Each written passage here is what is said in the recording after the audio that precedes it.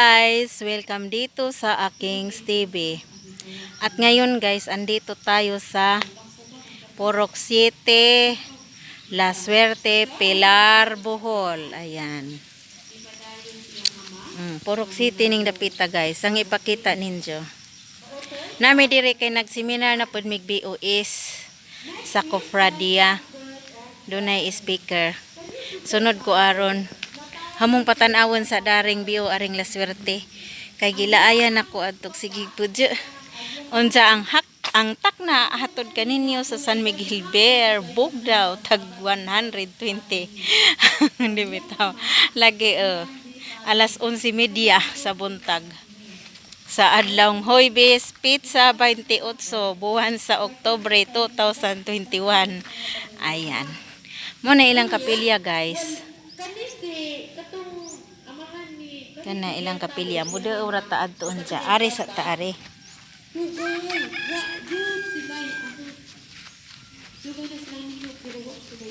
kinsa na ron santusa ron unsay gibuhat nila ilang gipahinuod ang ilang pamilya ngadto sa Batang Quitos. Grabe yung ilang kasampuo.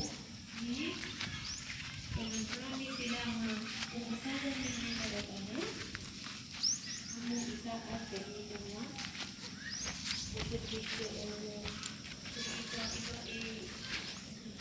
nay overlooking daari na nice kaadyo na charan to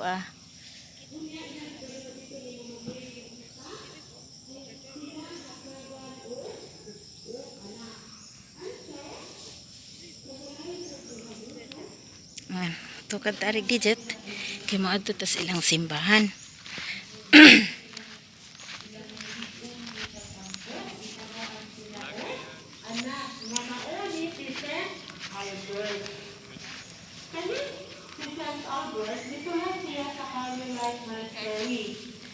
Nice gajog view daari. Tawag to siya the fruit of promise.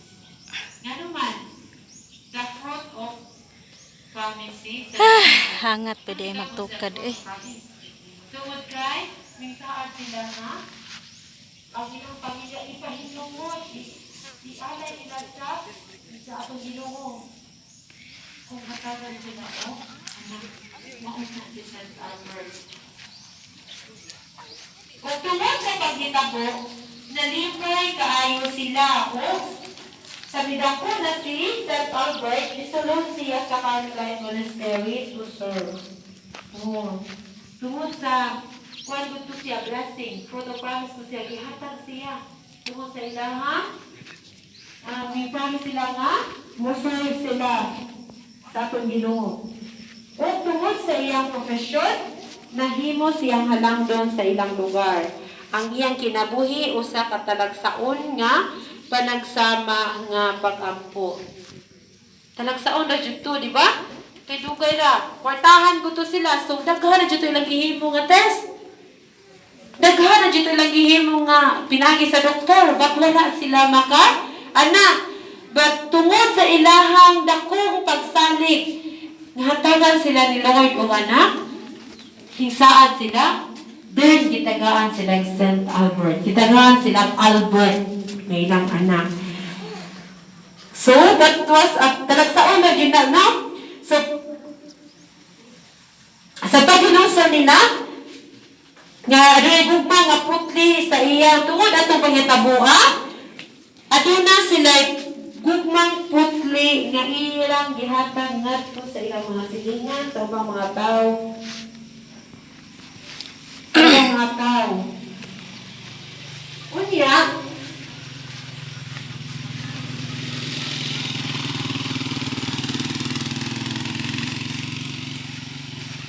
si St. Albert, adunay gugmang nga putli alang sa Ilang kusina. alang sa mga kalag. Diin, ginugang sa Diyos ang mga pananawon ng ilang turo. Ilang kusina. Mutukad ta dadtong buntod guys. Mutan-aw taogon sa puebyo nga atang makit-an dadto. Asa ba ko agi aniya? Dari ko agi. Kay naibay ari nga daghan og buwak maka-attract. Musuroy sa ko kay. Dug.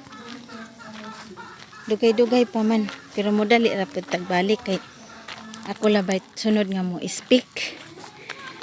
Nay daghang sagingan da ari. May gutom maning dapita.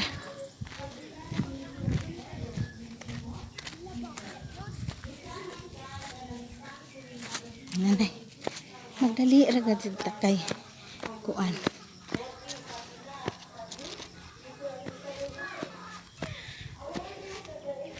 Narabay na. Ako kay bugkin sa nang bay. Niigo ra ko ani ni Suroy. Gwapo dyan. Mangay ko sa dapit si Jang bay.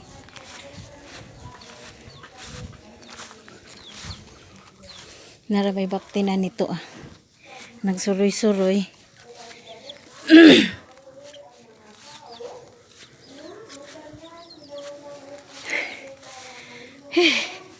Wow. Naibaka.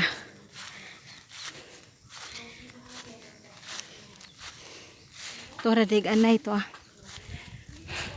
Pantog na ibaktin. Na. Aganay. Ay agay. Agay. Oh.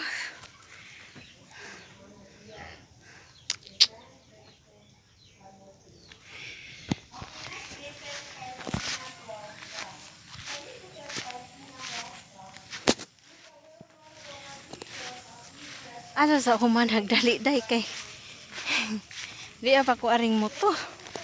Mudali ra ko balik, igo ra ko mag-iwag jud aning mga gukdon ba tagbaka ani nagpaka na. Ito pang gukod ma ha. Ay. Nara ba nay anak?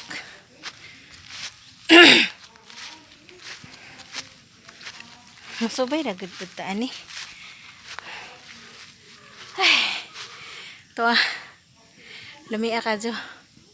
Sa pamati. Udto na ron, hapit na ron alas 12. Ayan. Di ako ibabaw sa buntod. Nakaluag, kalugar, gasit kuglaag. Ay. Nailang saging daring kakaiba. Hani ba nga naning sagingan ni. Kaan ba tadanig kawatag saging. Hoy, nagkamarsik ko nako. Naman di po'y anay dato to. Anza. Toy tawag gapasan og baldi tubig tingali na o bata di ay adto din na sila sa ubos magkausan buti ni anay dadto to ah. Diyan na saging na isa ra ka na kasipi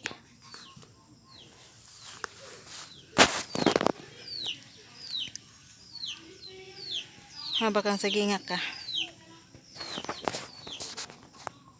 adira. Isa ra kasipi. Diyan mo balik na ta adto guys. Kaya dyan mabda nagahuang tima. Da nasulbad jud aho ang kuan. Huang kalaay nga gibati. Dara ta agi kay dyan gukdundaan ang dako ra jig sungay baka ha. Hesus ko Ginuog. Hukot arang maripang tag-asa bisan pag dari ko nag-agi maaptan man day ko gagukdun ko. Nanay nag-amarsiko na ko. Balik kay laagan.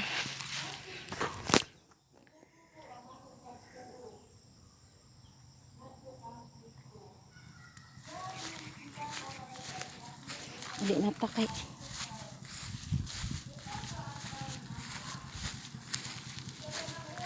Laagan pa.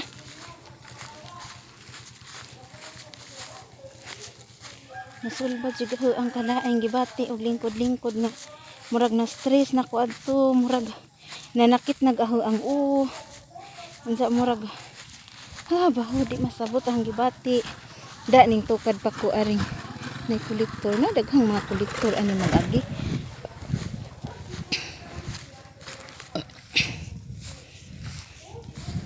sulbad lagi gahang gibating kuan stress sa paglingkod-lingkod stress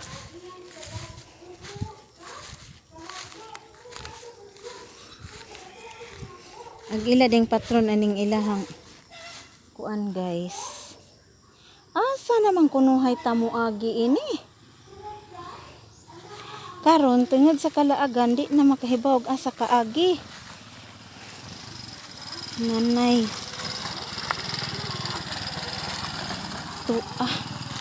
Laagan. Pero okay ra kay anad man tagod ta bukid. Pero kanitong tuhod wa na mo nay wa na maanad sa bukid. Ginoo ko. Kahangat ba? Hangat og tugad adto. Nga natas krusada. Nara, katang gitungas nga bukid. Karon mo balik na ta datos kapilya kay manghibuta aning Marsiko. Di mo naghapit na mahuman si Ja.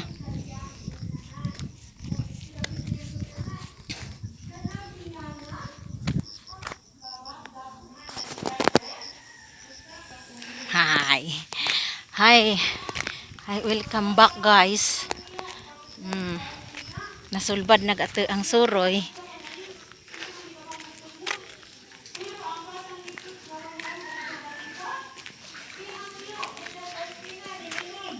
Pwedeng iwagan ag kapilya. Kapilya sa La Suerte.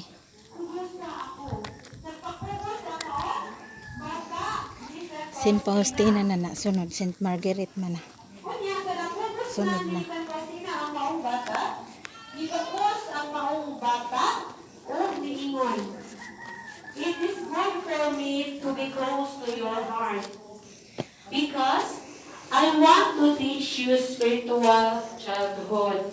I want you to be little because when you are little, I carry you close to my heart just as you are holding me close to your heart right now.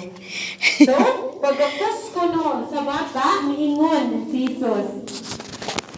It is good for me, nga? Mapaduhol ako sa imong kasing-kasing. Tungod kay gusto ko nga tudluan ka sa spiritual childhood. Unya, aron ikaw, mapaduhol ka sa huwang kasing-kasing. So, maunay giingon sa Batang Jesus ni St. Faustina. Ikatulo nga pagpakita. Samtang nagmisa si Father Joseph Andras, kani si Father Joseph Andras, spiritual director of St. Faustina. Nakita na pod niya ang Batang Jesus naglingkod mismo dito sa kalis. Nga, ganito nun sa misa, mituto kini ni St. Faustina og niingon. So, imagine mo, ang Batang Jesus, kamay kayo nga Batang Jesus, tungtong sa kalis. Sa panahon sa pagbayaw sa mga kalis. Batang Nandito sa namatay. kanang naimisa. Unya, niingon, ang Batang Jesus. Okay guys, As you hanggang see dito me na in lang. this Thank you kalis, for watching. So I Bye-bye. dwell you in